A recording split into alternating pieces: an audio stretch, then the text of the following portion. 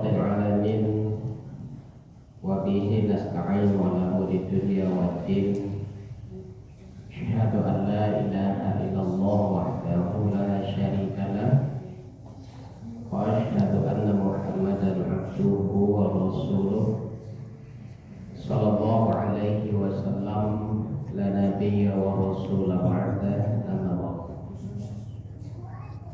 ثم قال الله تعالى في القرآن الكريم أعوذ بالله من الشيطان الرجيم بسم الله الرحمن الرحيم واستعينوا بالصبر والصلاة وإنها لكبيرة إلا على الخاشعين الذين يظنون أنهم ملاقو ربهم وأنهم إليه راجعون. Surah Al-Baqarah surat yang kedua ayat 45 dan 46. Syukur kita pada Allah, alhamdulillah malam ini Allah masih memberikan kita hidayah. Amin. Alhamdulillah kita masih diberikan Allah kekuatan untuk bisa hadir ke masjid guna menunaikan ibadah maghrib berjamaah dan juga hadir di kajian ilmu yang insyaallah selalu diberkahi Allah dan juga selalu didoakan para malaikat Allah. Amin. Amin. Salam dan salam kita doakan kepada Allah semoga selalu dilimpahkan kepada junjungan kita Habibullah Muhammad sallallahu alaihi wasallam. Allahumma shalli ala sayyidina Muhammad wa ala ali sayyidina Muhammad. Bapak sidang jamaah pada maghrib rahimahullah. Alhamdulillah malam ini kita kutip dua ayat di dalam surah Al-Baqarah, surat yang kedua di ayat yang ke-45 dan 46. Kata Allah, wasta'inu bis-sabri was-shalah, dan minta tolonglah kalian kepada Allah dengan sabar dan sholat. Wasta'inu itu ada suatu perintah dari Allah. Ista'ana yasta'inu, isti'an itu artinya meminta tolong. Artinya ibu bapak, ketika Allah perintahkan kita meminta tolong kepada Allah, ada suatu perintah yang Allah syaratkan di sini, kita dianjurkan untuk berdoa. Pertolongan yang kita mintakan kepada Allah itu kita wujudkan dalam bentuk doa. Jadi ini perintah dari Allah agar kita senantiasa selalu berdoa kepada Allah untuk bermohon pertolongan apapun yang ingin kita mintakan. Kenapa Allah menginginkan kita selalu berdoa ibu bapak? Pertama, karena kita manusia adalah makhluk yang sangat lemah. Ini Allah jelaskan dalam surah An-Nisa ayat 28. Kata Allah, innal insana khuliqa dha'ifa. Sesungguhnya manusia itu kata Allah diciptakan dalam kondisi yang sangat lemah. Karena kelemahan kita dan keterbatasan kita ibu bapak, makanya kita harus bersandar kepada Zat yang Maha Kuat, Zat yang Maha Segalanya. Makanya kita selalu berdoa kepada Allah karena kondisi kita memang sangat lemah. Yang kedua, kenapa kita diperintahkan Allah untuk berdoa? Karena kita diciptakan Allah adalah dalam kungkungan masalah. Ini Allah jelaskan dalam surah Al-Balad ayat yang keempat itu. Laqad khalaqnal insana fi kabad. Sesungguhnya manusia itu kata Allah diciptakan dalam lingkup masalah. Jadi di awal itu ibu bapak adalah perpindahan dari satu masalah ke masalah berikutnya.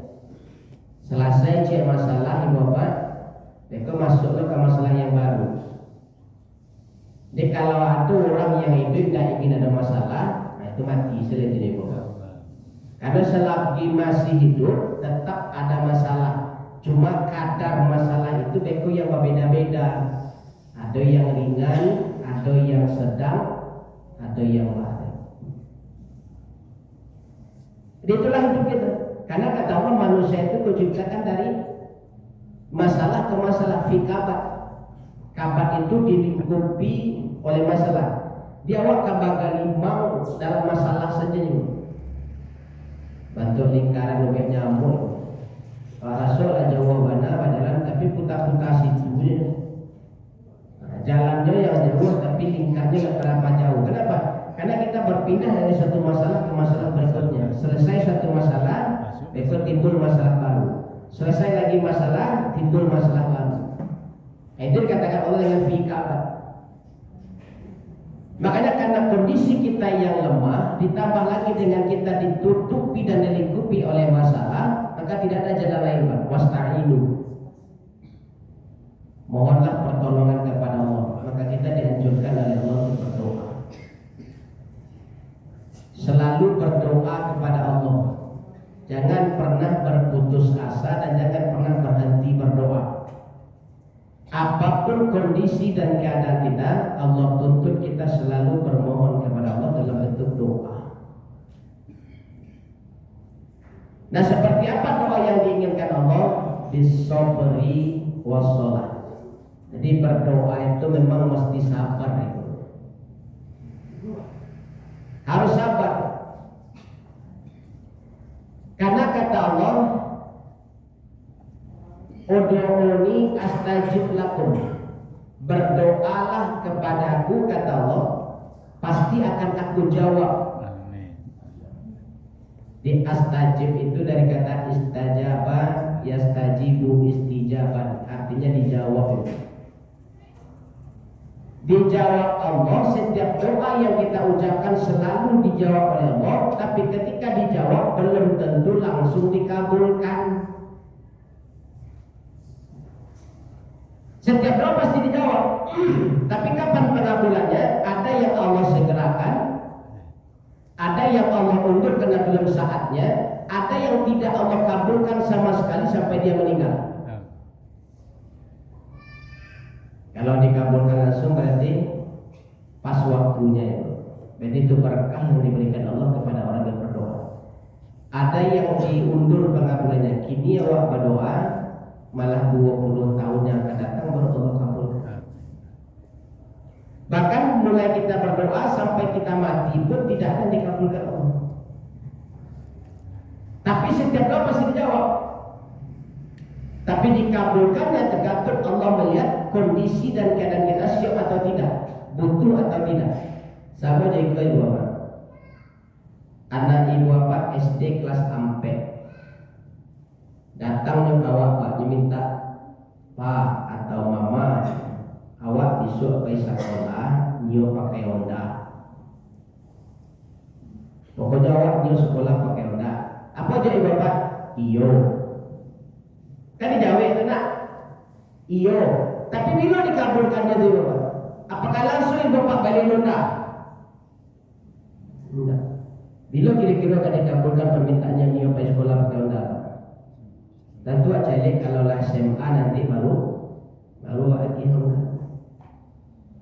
Kelas sampai SD meminta pergi sekolah pakai Honda, baru nantilah SMA atau mungkinlah kuliah baru kabulkan permintaannya untuk pakai Honda.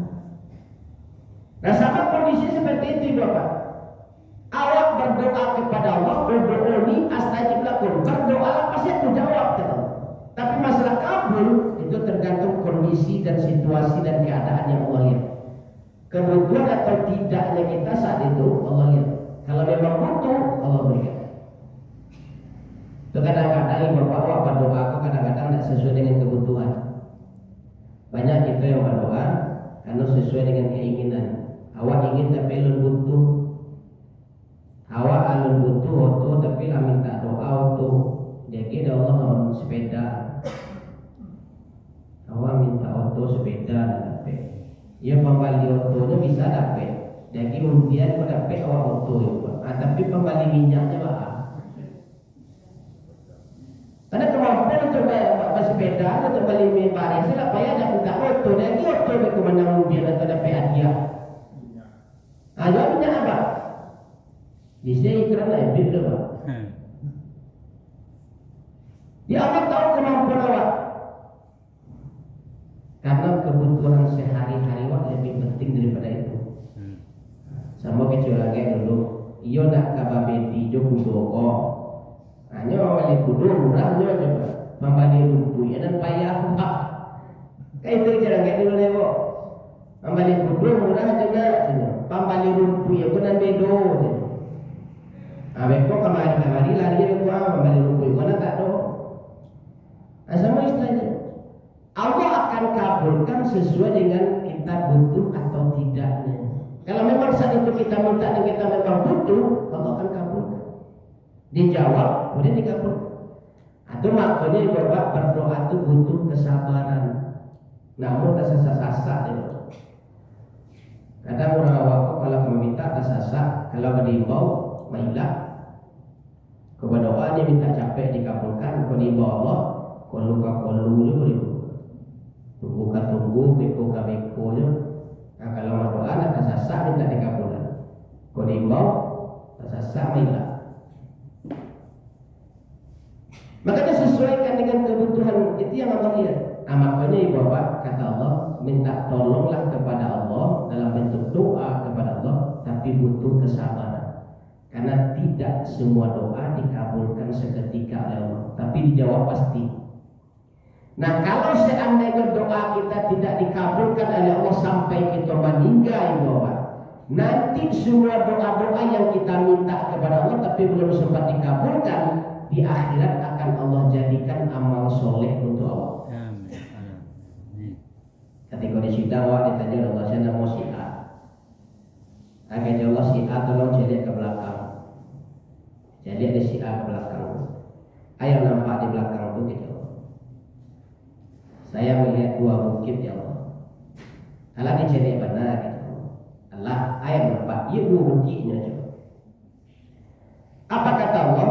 Yang engkau lihat di belakang itu bukan dua bukit, tapi dua tumpukan besar dari setiap doa-doamu yang ketika hidup dulu belum sempat aku kabulkan. Kata Allah, maka hari ini aku kabulkan dan ambillah dua bukit dari kumpulan doamu dan itu menjadi amal soleh bagimu. Nah itu yang memberikan timbangan kebaikan Allah bisa.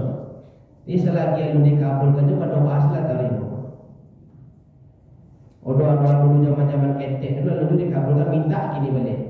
Kalau Allah tahu tidak akan dikabulkan sampai mati minta saja dulu. Yang penting setiap doa kita yang tidak Allah kabulkan ketika hidup, nanti Allah simpan menjadi catatan atau amal soleh bagi kita yang nanti akan Allah serahkan ketika kita dihisab. Amin. Kalau dua bukit tampaknya berapa kilo balik timbangannya begitu. Makanya kata Allah setiap doa pasti akan aku jawab. Tapi masalah pengabulannya tergantung sesuai dengan kehendak Allah. Allah merasa kita butuh atau tidak. Kalau kita belum butuh tidak dikabulkan. Kalau sampai mati kita memang belum butuh, Allah tidak akan kabulkan. Tapi nanti Allah simpan menjadi amal. Maka butuh sabar. Kemudian kata Allah, wassalah, berdoa itu yang terbaik dalam sholat. Wasta'inu bis-sabri was-shalah. Berdoalah kepada Allah dengan sabar, kemudian berdoalah dalam sholat. Di doa yang paling cepat diijabah Allah itu kata Nabi adalah dalam sholat. Kenapa? Karena ada suatu ketika kata Rasulullah di mana seorang hamba paling dekat dengan Rabb-nya, dengan Tuhannya, bahkan melebihi dekatnya kematian dengan urat leher. Kapan saatnya itu? Ketika sujud katanya. Maka perbanyaklah doa di dalam sujud itu. Fa'akthiruhu bid-du'a. Maka perbanyaklah doa ketika sujud. Maka ketika sholat itu Bapak, apalagi kalau kita sholat sunnah, itu yang diajarkan Nabi itu panjangkan berdiri dan panjangkan sujud. Sujada wa qiyamah. Orang-orang yang memanjangkan sujud sujud dan berdirinya, itu nanti Allah tidak akan biarkan dia berdiri lama di mahsyar. Amin. Makanya Nabi Bapak kata Aisyah, saking sabarnya beliau sholat. Kata Aisyah, beliau itu kalau sholat jangan ditanya lama dan panjangnya. Karena pernah beliau sholat dalam satu rakaat itu yang beliau baca itu Al-Baqarah dan Ali Imran. Rakaat itu buat juz, dua setengah juz Al-Baqarah, satu setengah juz Ali Imran. Dan itu pernah beliau baca dalam satu rakaat. Kemana kasaba beliau sholat itu. Makanya kalau sholat memang dibutuhkan sabar. Karena perbanyak doa di situ. Makanya kata Rasulullah, jangan tiru 3 kebiasaan binatang ketika sholat. Tiga kebiasaan binatang yang dilarang Nabi dibawa dalam sholat itu. Pertama, jangan sholat seperti ayam makan. Nah, ayam makan itu, mencontohnya capek tuh. Ya, jadi orang yang sholat bantu ayam mencontoh di bawah. Jadi dilarang dan Nabi dibuat itu. Ada yang sholat sampai rakaat itu semini putih. Ampun aku rakaat kedua 3 sampai dia nak idam saya baca. Rakaat pertama jual Fatihah, rakaat kedua idam 7 rukuk. Nah itu ada rakaat. Semini sampai rakaat putih. Kalah ini kita tebak. Apalagi yang viral di bulan puasa petang, 23 rakaat sholat tarawihnya 7 menit putih. Oke, kita coba. Nah, benar Bapak cari video sholatnya. Itu banyak rukun yang hilang tuh. Rukun tak baca, i'tidal tak dibaca, sujud tak dibaca, duduk antara dua sujud tak dibaca, tahiyat tak dibaca. Nah, bos simak mana videonya yang 7 menit, 23 rakaat, 7 menit itu Bapak. Begitu Al-Fatihah sanggup kali-kali saya dah wala dhalin amin, itu sudah terangkan karyanya Bapak. Dari bismillah tu memang berdua orang berbunyi wala dhalin, ada itu sudah karyanya. Sudah tu baca ayat keluar ahad dari itu. Sudah tu dekat tak rukun Allahu Akbar, sami'allahu liman hamidah, Allahu Akbar, Allahu Akbar, Allahu Akbar, agak Allahu Akbar. Jadi 2 rakaat itu tak sampai semini itu. Coba ya kan 2 rakaat tak sampai semini. Dan begitu di rakaat kedua bacanya Bapak, begitu selesai sujud rakaat kedua itu duduk Allahu Akbar tahiyat, dia itu Allah salam dan langsung salam kanan salam kiri. Tidak ada baca tahiyat itu. Nah, banyak rukun yang dilewatkan dalam sholat itu. Nah, kira-kira sholat seperti itu sah atau enggak? Banyak rukun yang hilang Pak. Ya. Tahiyat akhir itu salawat Nabi itu rukun. Tidak bisa ditinggal itu Bapak. Tahiyat awal, tahiyat akhir, salawat, baru salam, yang kedua balik. Ini salawat Nabi itu rukun dan itu ditinggalnya. Kalau tahiyatul mubarakatuhnya tinggal, masalah salawat Nabi ditinggalnya berarti ya sholatnya wallahu a'lam lah. Tapi masuk rekor muri bangga aja rekor muri itu. Sholat tercepat di Indonesia 23 rakaat 7 menit selesai. Bangga kepada pengadaan muri. Museum rekor Indonesia. Ya, awak sudah singko sekancang-kancangnya lagi 1,5 jam memang. 1,5 jam. Yang sabari rakaat itu 1,5 jam. Jadi ikut 23 rakaat 7 menit. Jadi 5 rakaat sabarnya dalam sholat. Makanya kata Allah, wa innaha lakabiratun, dan sesungguhnya kedua amal tadi menjadi satu kesatuan. Sabar dan sholat itu kan 2 kata dia, bisobri wassalah. Nah sebenarnya dalam bahasa Nahu seharusnya wa innaha itu bukan innaha tapi wa innahuma, keduanya lakabiratun, merupakan amalan yang berat. Tapi Allah mengganti kedua amalan tadi menjadi satu saja, wa innaha. Innaha itu untuk satu, sementara tadi Allah bilang dua, bisopri wasolat. Kenapa Allah jadikan satu penggantinya bukan dua? Karena antara sabar dengan sholat itu satu kesatuan yang nggak bisa dipisahkan. Apa kiki bapak? Sholat itu sabar, sabar itu dalam sholat. Makanya Allah katakan wa innaha. Dua amalan tadi merupakan satu kesatuan, makanya Allah ganti kata gantinya dengan ha sendiri, bukan huma berdua. Artinya apa? Sholat dengan sabar tidak bisa dipisahkan. Dan keduanya memang berat, sangat berat. Buktinya apa itu Pak? Ada yang gagal ketika melaksanakan kedua hal. Ada yang gagal ketika sholat. Ketika di dalam surga itu Pak, manusia pertama Allah ciptakan Adam. Ketika Allah suruh perintah kepada malaikat untuk sujud kepada Adam di Al-Baqarah 34. Apa kata Allah? Qala rabbuka lil malaikati isjudu li Adam fasajadu illa iblis. Allah perintahkan kepada malaikat untuk bersujud kepada Adam, tapi semua malaikat sujud kecuali iblis. Sujud itu kan bahagian dari gerakan sholat. Jadi sudah ada gerakan sholat di dalam perintah Allah ketika di surga. Walaupun meskipun saat itu belum disebut dengan sholat, tapi gerakan sholat itu dalam bentuk sujud sudah Allah nampakkan ketika di surga. Allah perintahkan sujud. Tapi saking beratnya amalan tadi, ada yang gagal di bawah. Siapa yang gagal? Iblis. Iblis gagal membuktikan kepada Allah kalau dia orang-orang yang taat dalam masalah sujud, dalam masalah sholat. Dan ini membuktikan bahwa kata Allah, sholat itu merupakan amalan yang paling berat. Buktinya iblis gagal. Sabar juga amalan yang paling berat. Ada yang gagal dalam bersabar ini. Siapa? Ketika Nabi Adam Allah perintahkan di dalam Al-Baqarah ayat 35, wahai Adam, tinggallah engkau bersama istrimu di dalam surga dan makanlah semua apa yang ada di dalam surga.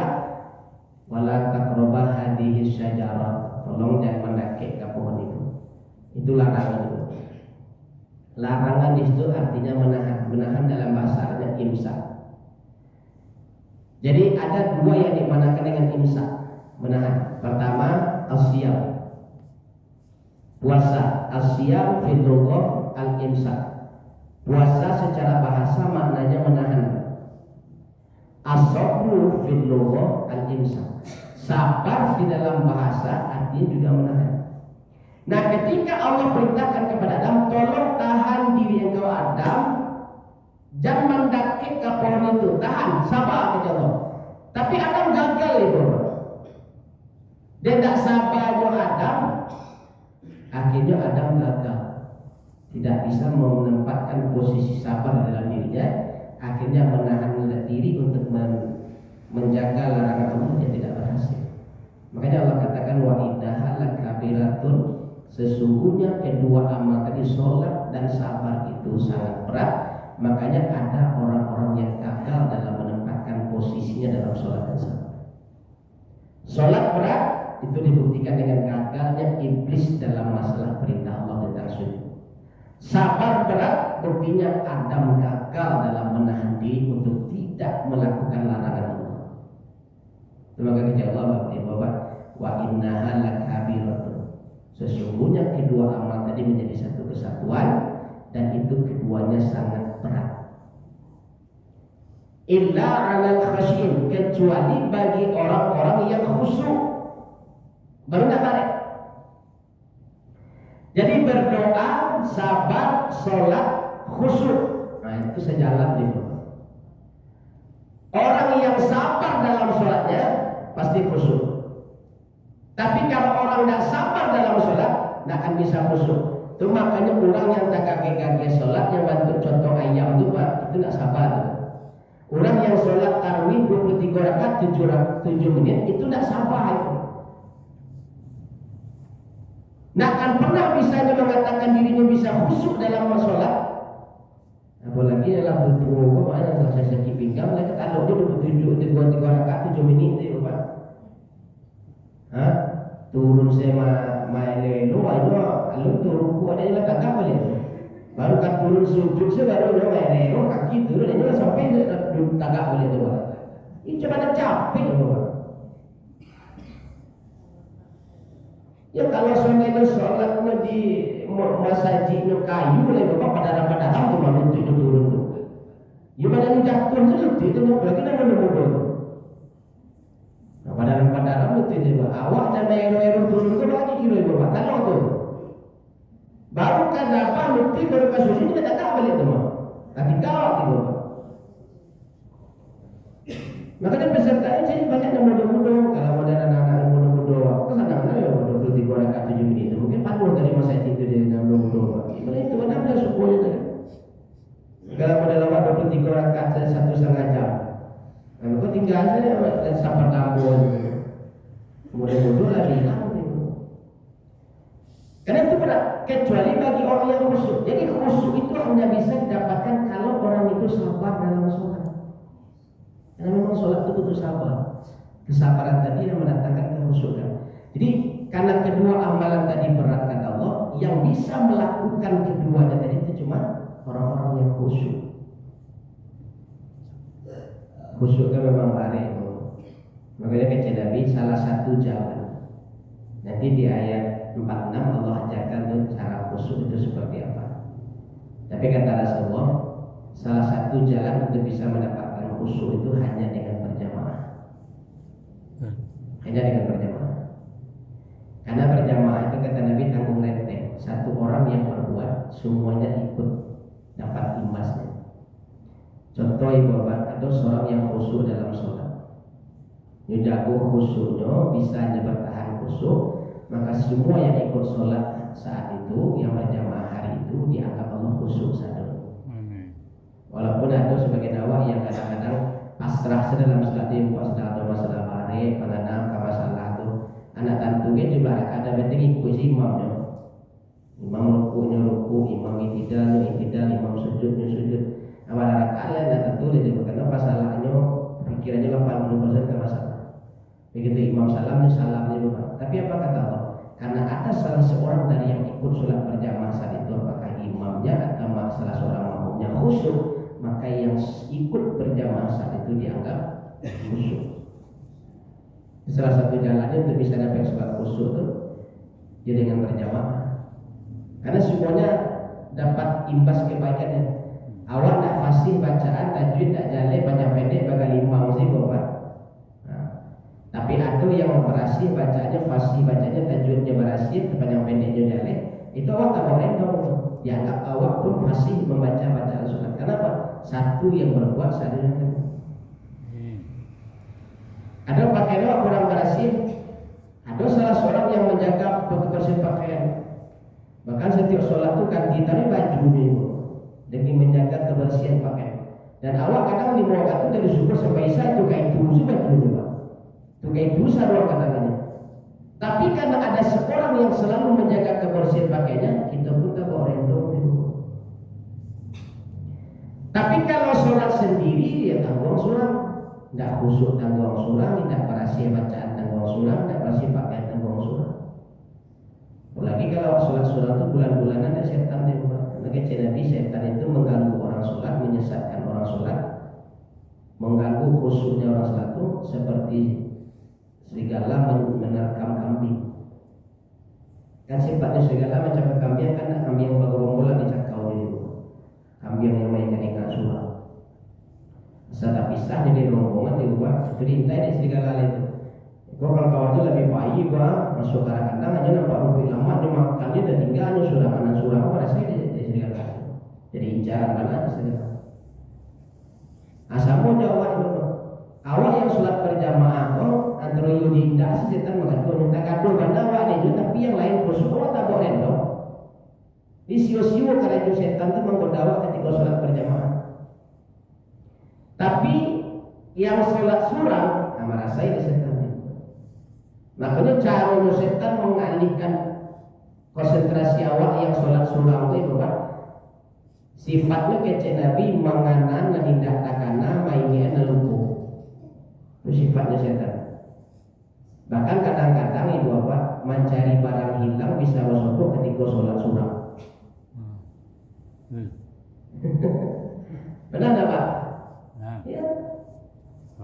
Arabiah. Bisa tamu dewa barang itu beli pada Allah sehari mencari apa sama. Begitu sholat awal surah, tekan waktu melanjut mencari barang hilang, kok sholat sesudah baru saya takbir nih buat Allah, buat itu ada sholat saya takbir itu lah tak ada aja. Hah, yo coba. Lah, apa kali mau sholat itu marah saya di setan itu. Karena memang itu. Kadang-kadang orang panganannya itu orang sebelah rumah wala dua ini ada pintunya tertutup ini panganannya dari rumah. Tapi begitu takbir ini karena saya katakan dari pintu sebelah rumah itu ada dua ini yang terbuka. Tetap ada. Pokoknya dialihkannya kamar sih bapak. Kalau sudah itu dia marah-marah saya di setan. Itu maka kata Nabi, salah satu jalan untuk bisa mendapatkan sholat yang khusyuk itu hanya dengan berjamaah. Jadi maka diimbau oleh Allah untuk tetap berjamaah. Walaupun hukum sholat berjamaah itu tidak diwajibkan oleh Allah, tapi sangat dianjurkan oleh Nabi karena salah satu jalannya itu. Orang-orang yang bisa selalu khusyuk dalam sholatnya, itu dikatakan Allah dalam Al-Mu'minun ayat 11 itu. Alladzina yarithuna al-firdaus. Mereka itulah orang-orang nanti yang akan mewarisi surga Firdaus. Tapi memang sholat itu baik, khusyuk itu baik.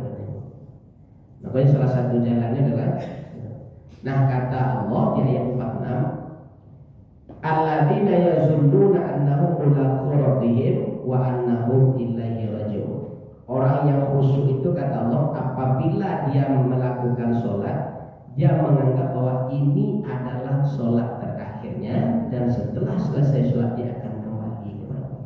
Artinya apa ya Bapak? Anggap itu sholat terakhir awak, begitu wassalam awak mati. Nah itu yang bisa khusyuk.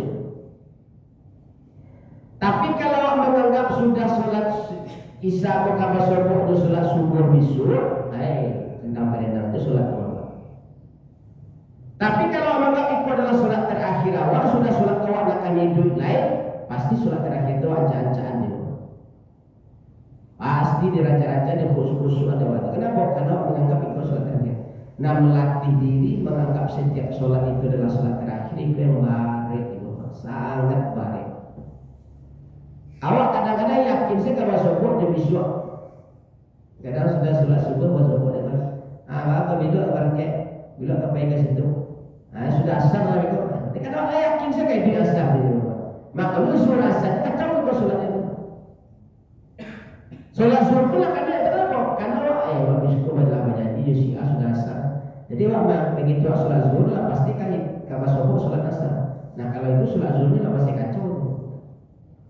Dia memposisikan diri awak ketika sholat itu kepada Allah. Orang-orang yang menganggap itu adalah sholat terakhirnya dan setelah sholat itu dia akan mati menghadap Allah, maka itu dia akan menjadi orang-orang yang selalu khusyuk dalam sholat. Anak menempatkan posisi orang menganggap mati sesudah sholatnya baik itu. Baik itu. Kadang-kadang bakat waktu itu kau yang anggap ikut sholat terakhir, iyo kok mati juga kan itu. Iyo kok mati itu, apa kati? Makanya apa kata katua di situ makanya buat hati itu saudara, makanya sholat khusyuk itu payah wah. Terus itu butuh kesabaran. Hanya orang-orang yang khusyuk yang bisa seperti itu. Yang menganggap itu adalah sholat terakhirnya dan dia akan kembali setelah sholat itu dan akan diwafatkan setelah sholat. Itu orang-orang yang bisa sholatnya khusyuk. Dan itu baik, sangat-sangat baik. Melatih diri menganggap kita mati setelah sholat itu sangat baik. Karena waktu dihadapkan dengan kebutuhan-kebutuhan duniawi yang selalu mendesak. Yang pernah sholat khusyuk terkait itu orang yang pasti dihukum mati. Dan ditetapkan tanggalnya tanggal sekian, bulan sekian, tahun sekian akan dilakukan eksekusi hukuman mati. Itu seminggu ke mati itu ada penganannya untuk makan benar begitu. Ada yang nggak tangkap pernah kasus Pak yang mendapatkan narkoba yang 4 ton itu satu kontainer. Beriman. Nah, almarhum Budiman itu seminggu ke meninggal itu kalau kita udah ngajarin itu dari kawannya jadi penjaga lapasnya makan pun itu lawannya. Bahkan Bahkan orang Latibor jam makan siang, jam makan malam, tidak ada keinginan demam itu. Kadang diantar saja kawan ke masjid. Gimana di masjid sini? Zikir, mengaji, istighfar, zikir, mengaji, dibawa ke sholat, dibawa ke sholat sunat, dibawa ke tahajud. Saminggu kamu nikah itu sekali. Nah, apalagi lah besok kamu nikah hari kok, hari terakhirnya besok subuh jam 3 kan dieksekusi. Kok sholat isya terakhirnya, nah itu terbahas mungkin sudah terima. Ada yakinnya pasti mati, nah kalau masalah ini subuh ada karena eksekusinya terus jam 2 jam 3 pagi. Nah dan sholat isya kok sholat terakhirnya, karena ditetapkan persiapkan diri nanti jam 2 eksekusi kematian. Nah, berarti dia pasti menganggap sholat isya itu sholat terakhir tempat yakin dia pasti itu. Yang itu yang bisa terima. Kalau model aku bisa terima Pak. Bisa akan tembak mati di Tuhan gitu. Nah, di sholat isya itu sholat terakhir. Tak bisa kita menempatkan posisi seperti itu. Kecuali kalau memang benar-benar dihadapkan dengan kenyataan kita pasti mati besok di depan ikut tembak. Itu ya dari mulai isya itu lalu jadi sholat isya itu dilakukan semua sholat sunat. Akan baca al-muluk beliau tu, baca surah Yasin, surah Sajadah, satu dibaca sampai istighfar, zikir. Kalau sebentar jam 1 jago tahajud, selesai tahajud yang dibawa menuju ke tempat eksekusi. Akan kabarnya Allah alam, tapi katanya ada informasi beliau nak minta ditutup mata gitu dari tembak. Karena dia paham makna kematian itu di hadapan mata. Kalau di saat itu dia kan akan merasakan sakit menghadapi sekarat, nah, tapi dia akan menghadapi sakit ditembak kan gitu. Sama seperti kondisi apa dulu Bapak? Yang dihukum mati karena dianggap teroris, Amrozi, Imam Samudra dan lain-lain. Mereka juga ketika dieksekusi tidak diminta tutup mata, karena mereka tahu mereka tidak bersalah. Mereka korban fitnah aja. Mereka hanya dikorbankan dari fitnah teroris. Dan terakhir terkuat kebenaran fakta itu Bapak ketika kalau nasibnya Imam Samudra Amrozi itu yang kuburannya karena pelebaran jalan tol. Akhirnya kuburan itu digusur. Imam Samudra apa Amrozi itu Pak? Ada beritanya waktu itu. Kalau salah Imam Samudra.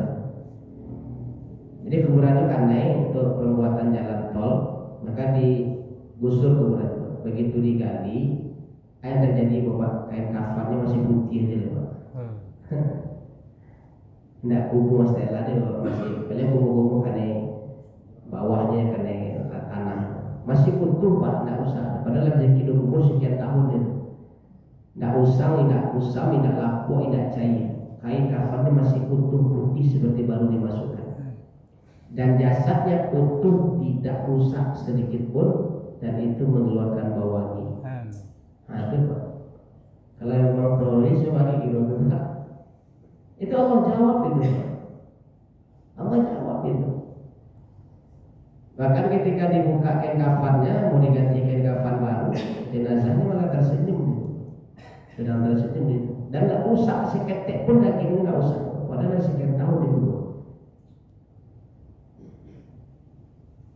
Nah jadi makanya orang yang sabar dan bisa khusyuk itu hanya orang-orang yang bisa sabar dalam sholat dan bisa memposisikan dirinya kata Allah alladzina yazununa annahum mulaqu rabbihim, yang menganggap bahwa setelah sholat dia akan mati menghadap Allah, annahum ilaihi raji'un, maka dia akan kembali kepada Allah setelah jadi selesai melakukan sholat. Nah coba awak melatih yang tak kaku gini nih. Anggap setiap sholat terakhir awak adalah sholat awak hari itu adalah sholat terakhir. Pas sobok zuhur anggap zuhur itu sholat terakhir. Awak akan pas sobok asar. Begitu pas sobok asar anggap itu sholat terakhir. Mungkin awak akan pas sobok maghrib. Maka kalau awak bisa memposisikan diri seperti itu dijamin awak itulah orang-orang yang khusyuk. Kalau khusyuk itulah di tanganlah bisa awak posisikan nanti Bapak, maka kita lah yang mewarisi surga Firdaus. Amin. Nah di situ baik nih. Itu makanya kata Allah, wasta'inu bis-sabri was-shalah wa innaha lakabiratun illa 'alal khashiyin. Minta tolonglah dalam bentuk berdoa kepada Allah dalam sabar dan sholat, karena keduanya merupakan amalan yang paling berat kata Allah, kecuali hanya bagi orang-orang yang khusyuk. Siapa yang khusyuk itu kata Allah? Yang meyakini dirinya ketika beribadah kepada Allah itu adalah ibadah terakhirnya dan dia akan mati menghadap Allah. Nah, itu yang bahar itu, memposisikan diri dalam keadaan seperti itu. Atau makanya bahwa sholat itu dekarno bare, itulah amalan yang pertama kali Allah hisab. Itu yang pertama, karena itu amalan yang paling pertama ada di surga sebelum manusia dipindahkan Allah ke bumi. Sholat peladung itu. Ketika Allah perintahkan kepada malaikat sujud itu kan bahagian rangkaian dari sholat. Berarti sholat peladung. Makanya amalan sholat itu adalah amalan yang paling pertama. Amalan puasa amalan yang paling pertama. Makanya menahan untuk tidak memakan makanan yang dilarang Allah itu kan artinya menahan imsak. Imsak itu berarti sama dengan puasa. Tapi ada yang gagal. Makanya sholat itu amalan yang pertama kali Allah hisab nanti. Amalan yang paling Allah hisab. Dan yang Allah jadikan jaminan itu adalah subuh berjamaah. Karena subuh berjamaah ini bahwa amalan sholat yang dikerjakan oleh Nabi Adam. Di subuh itu sholat yang dibiasakan Nabi Adam itu. Sholat yang dibiasakan Nabi Adam. Jadi ketika Nabi Adam dipindahkan ke bumi, itu kan bumi kok kalah warna itu. Jadi ketika malam hari itu Nabi Adam kok hanya balindung di bawah pohon kadang, kemudian lalu menunggu pagi datang. Selama semalaman itu Nabi Adam cuma berdoa sedang, ya Allah, capeklah siang, capeklah siang, capeklah siang. Karena api zaman itu ada apa? Api itu baru waktu ketika Adam lah bersubuh di Siti Hawa, ketika kama masak baru diuang. Hawa kama masak, ditanya ada api. Nah, ada apa? Baru minta karena Jibril, istri ambo kama masak, kami tidak punya api. Ambo tidak berhak memiliki api, do yang punya api, yang menguasai api cuma Malik. Ambo lapor dulu ke Malik gitu. Itu kan ada api itu. Nah jadi ketika Adam surang itu dia berbuat. Nah begitu nampak cahaya putih di timur ya buat. Nah disitulah Adam bersyukur kepada Allah sehingga dia sujud 2 kali. Ini melambangkan sholat subuh. Jadi sujud dalam arti 2 rakaat sholat subuh itu dibuat Adam. Rakaat pertama itu kan bukti syukur Adam karena pagi ketibu. Dan rakaat kedua itu syukur Adam kepada Allah karena malam lah kapai. Itu makanya kenapa sholat subuh itu 2, karena itu yang dilakukan Nabi Adam. Awak melanjut yang sering Pak. Dia asal nampak cahaya putih fajar itu Bapak. Adam langsung sholat 2 rakaat. Dan selalu itu dilakukan Adam. Makanya awak ini melanjut di Bapak asal nampak cahaya putih fajar masuk, awak langsung sholat subuh. Dan jangan aja kita lakukan 2 rakaat bukti syukur juga. Jadi makanya ketika sholat yang pertama kali Allah hisab dan subuh yang Allah minta jadikan jaminan, maka kata Nabi dari Muslim, subuh berjamaah itu jaminan Allah kepada umatku yang nanti jaminan itu ditagih oleh Allah. Kalau Allah tak bisa bertanggungjawab, nanti wajah itu Allah telungkupkan ke dalam neraka jahanam. Kenapa tidak Allah masukkan ke dalam neraka yang Bapak? Karena mulai sholat subuh sampai isya sholat, cuma subuh itu tidak berjamaah. Maka ketika Allah tanya, lain sholat lain. Sampai mati sholat, iya. Tidak pernah tinggal sholat sampai mati, tidak. Berarti aman sholat. Baru ditanya dulu, jaminan aku dijatuh tidak? Apa jaminan kau ya Allah? Subuh berjamaah. bisa bertanggung jawab nanti bahwa maka wajah awak diteluki Allah adalah neraka jahanam. Disangai oleh itu. Ya. Diberi pisang salah itu. Diberi sampah lain. Diam-diam jawab itu. Dimaksudnya tidak ada cuma di diam-diam. Padahal kata Nabi panasnya neraka jahanam itu 70 kali berbanding dengan panasnya api di dunia. Tidak kayak gua piwal aku ya kan dapat awangi api kadang sini le menjauh dulu. Nah nanti awak disangai dia teh neraka jahanam yang panasnya 70 kali panasnya api dunia. Dia makanya buat jago lah, sabar dalam sholat dan jago subuh tuh kalau bisa untuk bapak-bapak dan ibu-ibu.